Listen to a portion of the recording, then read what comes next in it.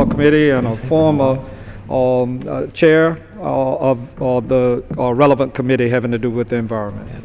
The gentleman from California is recognized for 1 minute. I thank the gentleman for yielding. I thank my colleagues who have spoken out against this legislation.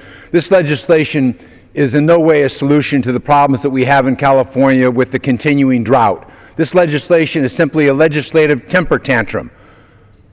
They don't want to nuance what has to be nuanced. They don't want to have each area of origin be taken into consideration. They don't want to balance urban, rural. They don't want to balance agriculture, technology. This is what the governor's having to do. This is what the resource agency's having to do. This is what the entire state legislature is focusing on, trying to figure out how all of California survives a drought.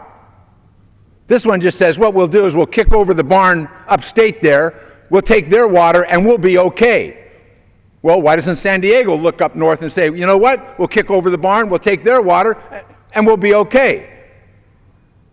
This is the greatest intrusion into state water rights that we have seen in this legislature. And that's why governors of other western states understand the principles that are engaged here are an absolute attack on their states also. And that's why representatives from those states opposed this legislation last time it was presented, and they will oppose it again this time. I yield the gentleman an additional 30 seconds. Gentleman's recognized for additional 30 seconds. So you have a bipartisan coalition in the states trying to work this out from every economic sector, from every environmental sector, for the benefit of the state of California. This drought doesn't have to end in this rainy season. It can go on another year and another year. This legislation is destructive of our trying to make sure that every facet of the California society and its economy survive.